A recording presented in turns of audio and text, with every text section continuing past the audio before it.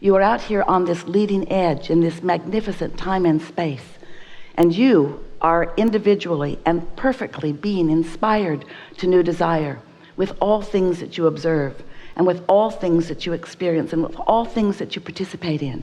It causes a focus within you that you can't stop. You can't even really slow it down that much.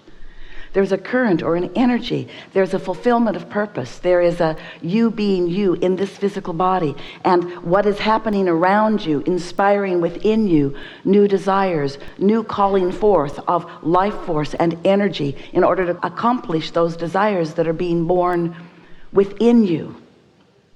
Never before have we witnessed an explosion of personal desire as is happening in this new time. It truly is a new beginning, a time when your exposure to life is causing an eruption within you of what you think about things. And that's what each of you knew when you decided to come into this physical body. You knew you would be inspired, and you also knew that once the inspiration of the new idea was born, once there was a vibration that became more noticeable to the point that you were thinking about it, and once it was more noticeable to the point that you were speaking about what you were thinking about, you knew from your non-physical vantage point coming into this physical body that there would be manifestations that would be the result of all of the thoughts that you were thinking. And you knew you were coming into variety, into contrast, into differences. And you knew the benefit of that for yourself. So here you are with all kinds of things being inspired within you. And now, what we're about as we're interacting with you is to remind you that this was all your intention, and to remind you that those desires cannot help but be born within you, and to remind you that your inner being and the source within you is aware of the desires that are being born within you, and to remind you that you are a vibrational being living in a vibrational world, and that everything that is manifested so far, whatever you can see, whatever you're reading about or hearing about, even if it just happened today, it is so past tense that it really does not deserve as much of your attention as you are giving it. Because by the time something manifests, there's been a long stream of energy that has been flowing toward it. And the manifestations, all of them, every one of them, no matter what they are, every one of them is the inevitable result of the mix of energies that has been flowing. We want to help you sort out a little bit today how thoughts are turning to things, how the vibrational nature of your being can be deliberately directed, and most of all, how you can rediscover, how you can return to the satisfaction that life is meant to provide for you. Satisfaction is the best word that Esther can find when we offer a vibration that means this: the balance between who you really are, who you were before you came into this physical body, and who that non-physical part of you has become since you've been in this physical body. That vortex part of you, that inner being part of you, that expanded, evolved whole of you. That feeling of satisfaction is when that whole of you, that who you really are of you, and who you're being in this moment, meaning what you're thinking about, what your beliefs and thoughts are, when those vibrations blend, when there's harmony, harmonics between you and you, that's satisfaction. When your desire is not doubted by you, but understood by you. When your desire is something that you are feeling now and patiently in anticipation of further and further expansion and evolution and growing and becoming of it. But if you have a desire and you are looking at the evidence of the absence of your desire, then you are not feeling satisfaction. And that emotional guidance is letting you know about the one and only thing that really matters to you. And that is the blending of you and you. Because you did not decide to come forth into this physical body as a sort of renegade who would not blend with the whole of you, who you are. You did not say, I'll go forth and I'll remember nothing of my own clarity. You didn't say that. You said, I am clear. I am pure positive energy. I am love, and this love will be embodied in my physical embodiment. And I will go forth into the perfect environment of perfect contrast, and from it will be born within me a clear distinction of what I prefer, a clear desire of what I prefer. And I know, you said this, we heard it, we said we would remind you. I know that once any desire is born within me, no matter how broad or narrow, no matter how deep it is, no matter how it is deemed to be by others who perceive me having this desire, every desire, big or small, is understood by the non-physical source of that which is you. And you knew the source energy would back you up in all of your desires. Further, you knew you were not coming forth into a physical environment of competition, because you knew that you were equal in terms of your access to this energy that creates worlds. And you knew that someone else's utilization of the physical environment to inspire their desire, and then their alignment with and utilization of energy to accomplish whatever they are accomplishing, you knew that no matter how many others were utilizing this energy that creates worlds, that would not constitute any deprivation for you or anyone else, because you knew that the energy comes forth in order to support the desire that you have managed. And so we want to bring you to the place, by the time we come to the culmination of this gathering today, if you are willing, of feeling and understanding, of really knowing the power of your own focus and the importance of your own personal satisfaction. The satisfaction factor is the best way of describing how you utilize the laws of this universe. Law of attraction is a law that exists in all that is. Whether you are non-physical as we are, or physical as you are, or physical and non-physical as you really are. This law of attraction says that that which is likened to itself is drawn. It's the law that makes your radio frequencies line up. It's the law that is behind everything that exists.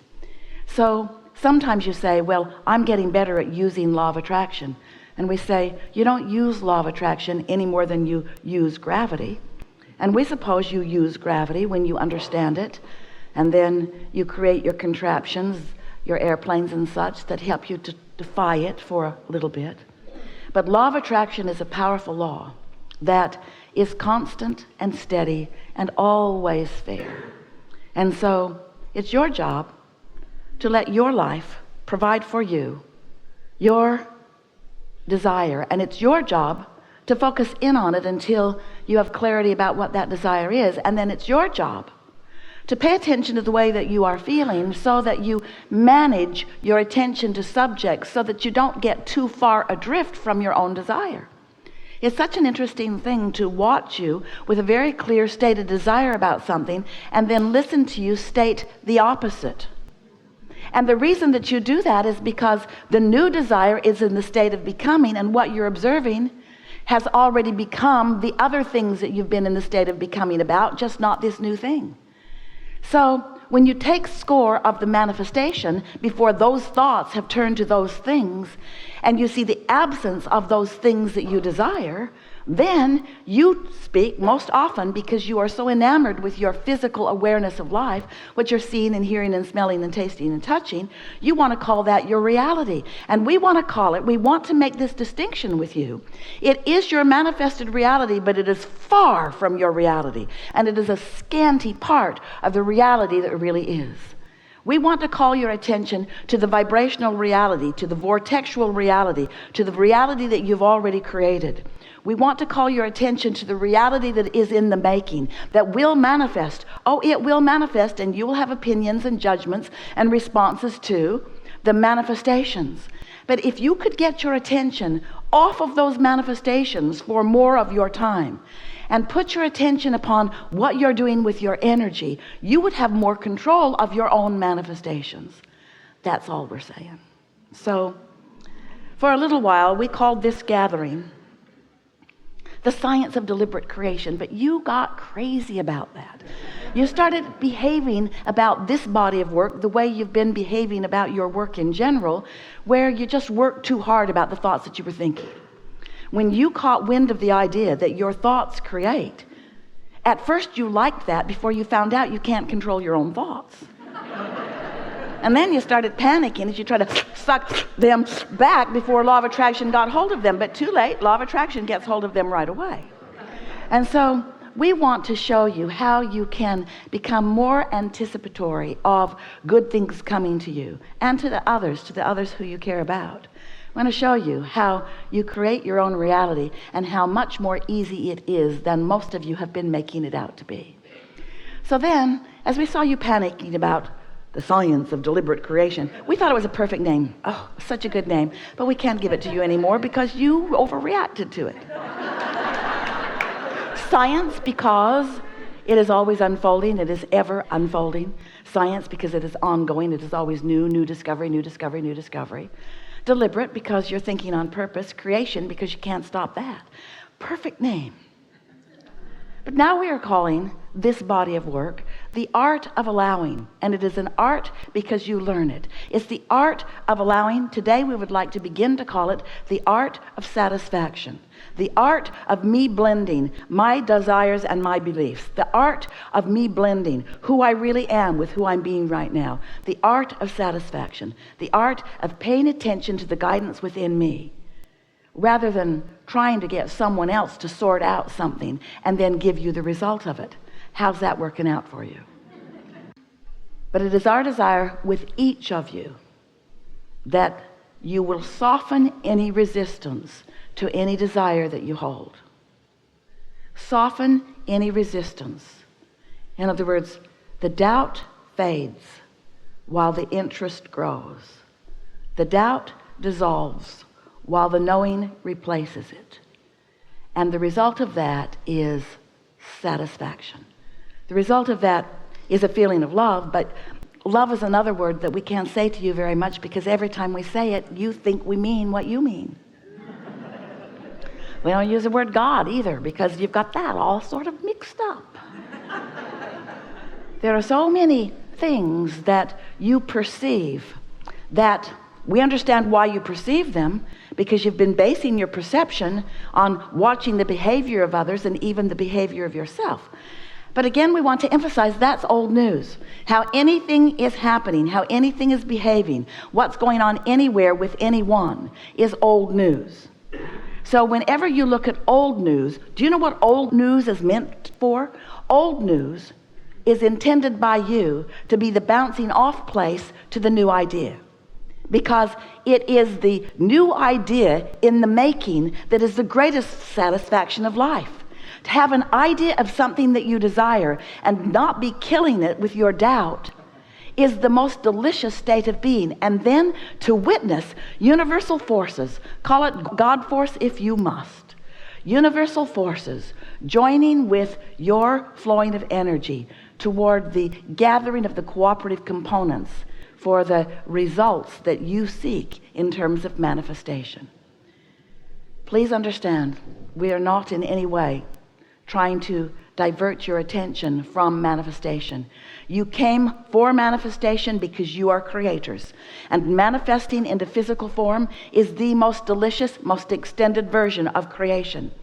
You're not here without that which is non-physical. All that is non-physical is here with you on this leading edge, enjoying your manifestations. But non-physical is enjoying your manifestations in the making while you are so often yearning for them to come out where you can see them. It would be paramount to putting a kernel of corn in the ground with your knowledge that if it is tended to, that it will become that full plant with ears of corn that you can then harvest and enjoy. But you're stomping on the kernels of corn so often, demanding that they come out before you have allowed them the season, the tending, the nurturing, the natural evolution and expansion of the desire. And we want to help you to feel the satisfaction factor in standing in the absence of the manifestation, but the knowledge of its becoming. So that you don't have to see it in order to believe it. You believe it because you know the process. You believe it because you understand your worthiness. You believe it because you believe in the goodness of all that is. You believe it because you have this knowledge that is coming forth from within. And because you have been practicing the art of allowing for a little while,